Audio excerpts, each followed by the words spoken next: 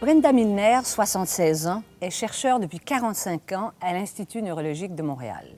On dit de cette scientifique qu'elle pourrait éventuellement être candidate à un prix Nobel. Son domaine de recherche est un domaine qui nous fascine tous. Il s'agit de la mémoire. Brenda Milner, on peut dire aussi, quand on vous regarde et qu'on sait que vous avez 76 ans, que la science conserve. Merci. Il est certain que toute votre vie a été consacrée à la science. Donc, il n'y a que la passion chez vous.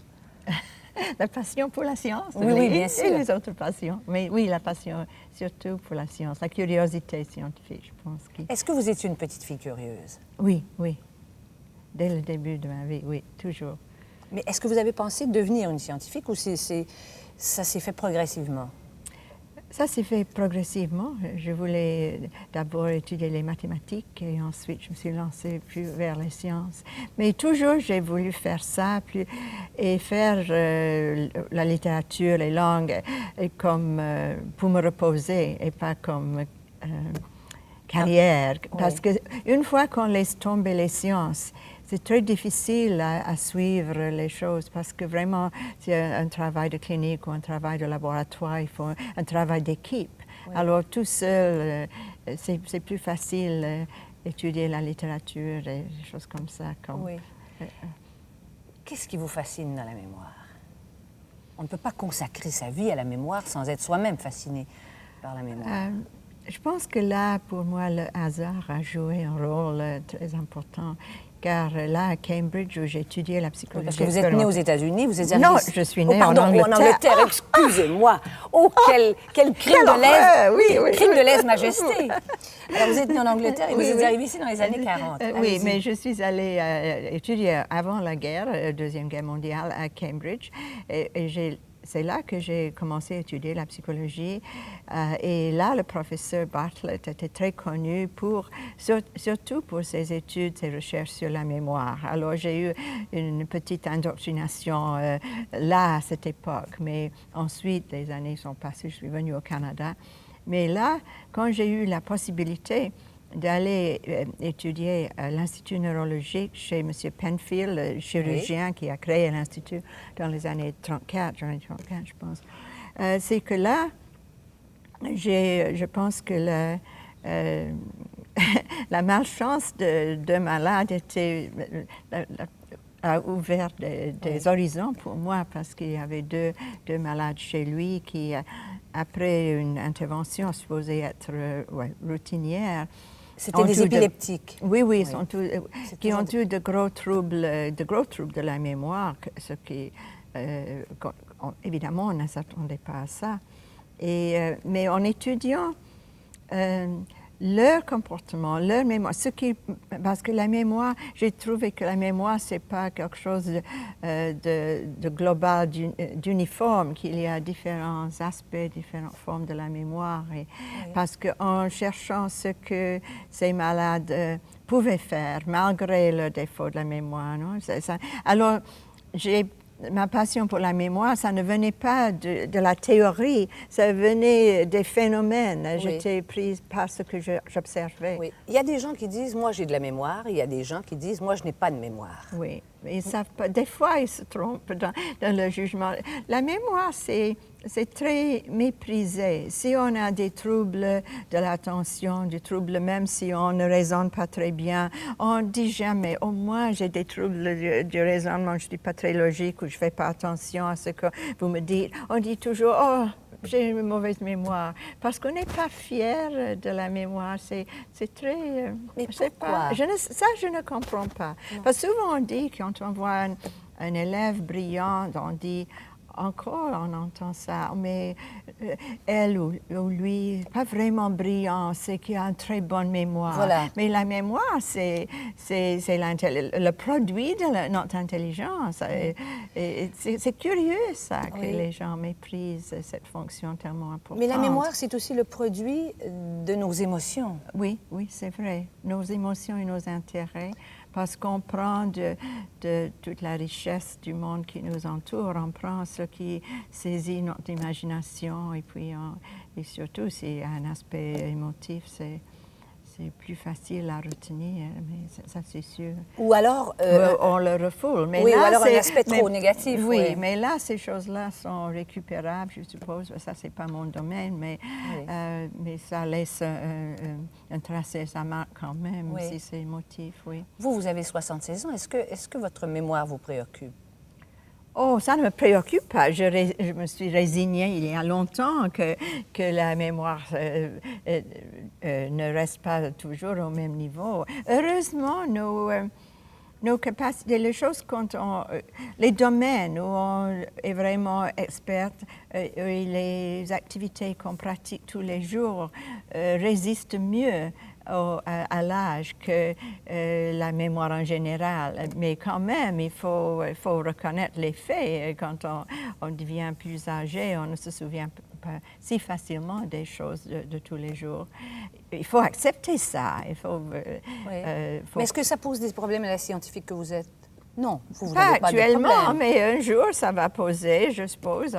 Mais pour le moment, non, parce que je fais les choses qui me passionnent et qui sont, dans un certain sens, une continuation des intérêts de toute ma vie professionnelle. Oui. Est-ce que vous croyez que les gens qui vivent de l'esprit comme vous, au fond, parce que quand on vous regarde, on s'en rend bien compte, est-ce que vous ne croyez pas que ces gens-là vivent mieux? Je veux dire, vieillissent mieux. Oui, moi je le crois, mais évidemment, je ne suis pas... C'est comme les artistes, les créateurs aussi, oui, c'est vrai. Oui, mais là, c'est extraordinaire, non? Les artistes qui travaillent jusqu'à un âge très avancé, non? Oui. Tandis que les poètes lyriques ou les mathématiciens, c'est court. Ça dépend un peu du cerveau, peut-être. Ça, c'est une autre chose. Pas bien compris. Mais en général, oui, je trouve que c'est beaucoup mieux d'être actif. Mais il y a aussi le côté dépression, non? Les gens qui prennent les retraites, qui n'ont rien à faire, ils se disent des fois, oh, mais ça va être magnifique, je peux faire n'importe quoi, je peux me lever tard, je peux aller au théâtre, je peux prendre des vacances.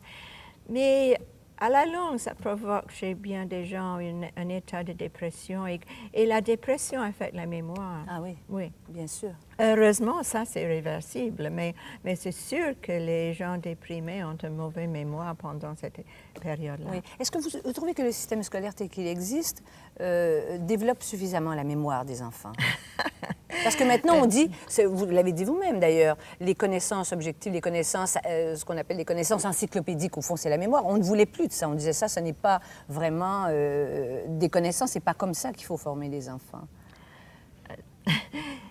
Je pense, moi, je suis peut-être pas à la mode en ça, mais moi, je pense que peut-être ça remonte à mon expérience personnelle, mais je crois que les jeunes enfants ont cette grande curiosité et à l'adolescence, c'est différent, ça devient compliqué, mais avant ça, ils ont cette grande curiosité, ils veulent apprendre, c'est pas désagréable pour eux.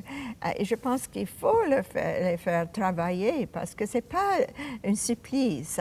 Si on a de bons éducateurs, ça peut être une expérience très riche. Alors, je suis en faveur de ça, de les pousser un peu à cet âge-là. Oui.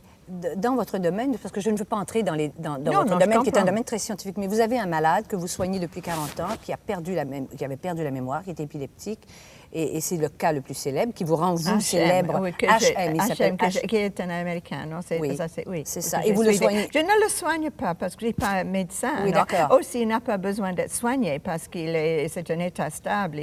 Il ne fait plus de crise épileptique. Oui. C'est simplement la chose terrible qu'il a perdu de cette façon extraordinaire. Sa capacité de retenir l'expérience de la vie. Alors, vous le traitez depuis 30 ans, vous le voyez depuis 30 ans, vous le suivez depuis 30 ans, et à chaque fois que vous le voyez, il ne se souvient pas de vous. Non, c'est vrai. Est-ce que, quand on n'a pas de mémoire, ça ne nous enlève pas beaucoup d'humanité? Oh, oui. D'humanité, tout court, non, parce que lui, il reste un homme, parce que c'est une intervention qui a eu eu lieu quand il avait 23-25 ans. Alors, il était déjà formé avec une personnalité très douce, très agréable. Il était très bien élevé. C'était un homme très gentil. Et cette courtoisie, toutes ces habitudes c'est acquis, ça. C'est acquis et ça reste. Alors, ça veut dire qu'en le rencontrant, c'est agréable. Il a même un bon sens d'humour et tout ça. Mais la chose qui est terrible pour une personne comme ça, c'est qu'il n'y a pas de continuité dans sa vie d'un moment à l'autre.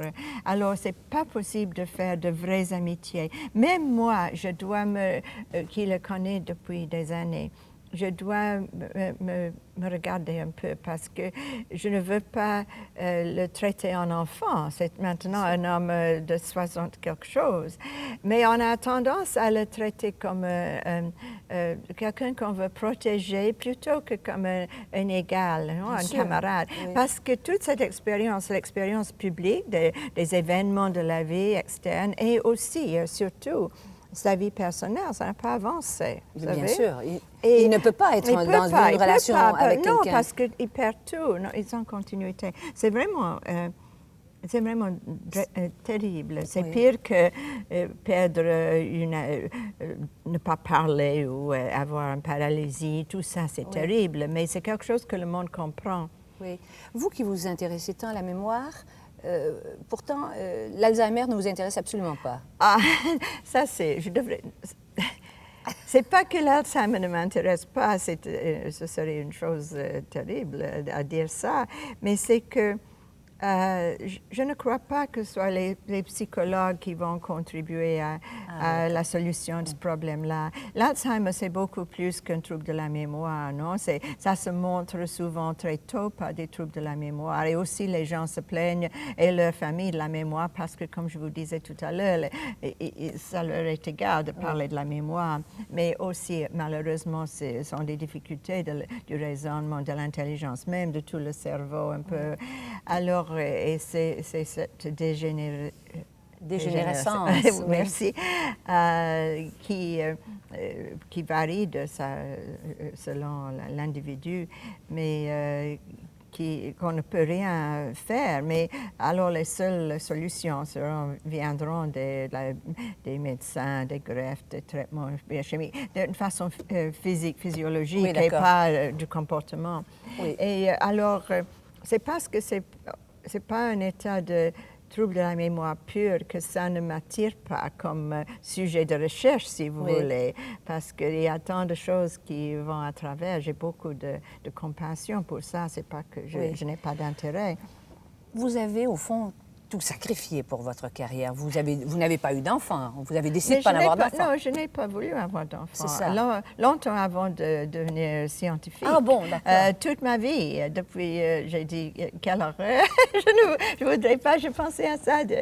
Je ne sais pas, je pense que c'est... pour moi, je pense que les élèves, le public... Je pense qu'on choisit ses amis, on choisit ses collègues. La famille, on ne les choisit pas, on les a. Et les enfants, sont des relations difficiles, hein, c'est pas tout beau.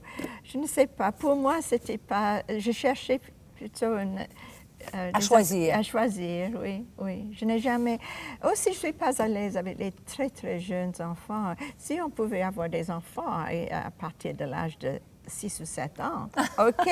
mais moi, avec les bébés, je sais quoi faire, vous savez. Vous ne savez pas quoi faire? Non. Ah bon? Non. Vous ne vous êtes jamais ennuyé dans votre vie? Vous ne savez pas ce que c'est que vous ennuyez? Non, tout le monde peut s'ennuyer de temps en temps. Il y a des choses qu'on fait. Il y a la répétition dans n'importe quel poste et dans les expériences scientifiques comme les autres. Il y a des moments où on prend des mesures répétées, on fait des choses routinières. Ce n'est pas tout d'aller d'une découverte à une autre, vous savez.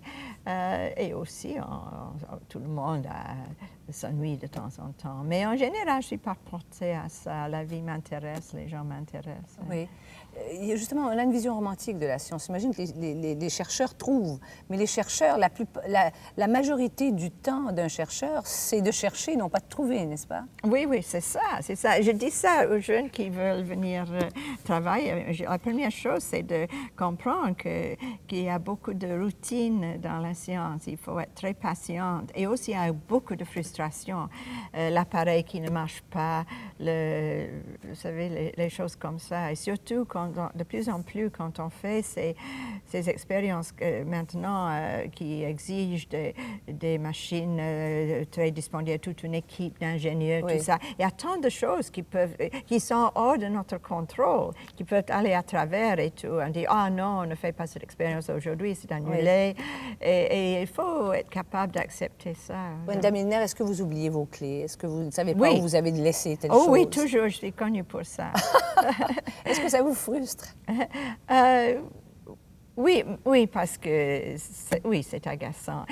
La pire chose, les clés, c'est spécial, mais la pire chose, c'est que souvent, je pense que nous avons tous tendance à dire ce livre, il ne faut pas que je le perde, je vais le mettre à part. Cette chose-là, je vais le mettre dans un endroit spécial pour ne pas l'oublier, pas avec les autres.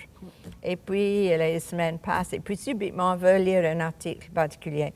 Et on cherche là où ça devait être, ordinairement. Ce n'est pas là, ce n'est pas parce qu'on l'a sorti, on l'a mis ailleurs. Il ne faut pas faire ça. Il faut suivre les routines. Il ne faut pas malmener sa mémoire, alors. Non, c'est ça. Il ne faut jamais choisir un endroit spécial parce qu'on va l'oublier. Brenda Milner, merci beaucoup de cet entretien. Je vous en prie. Merci.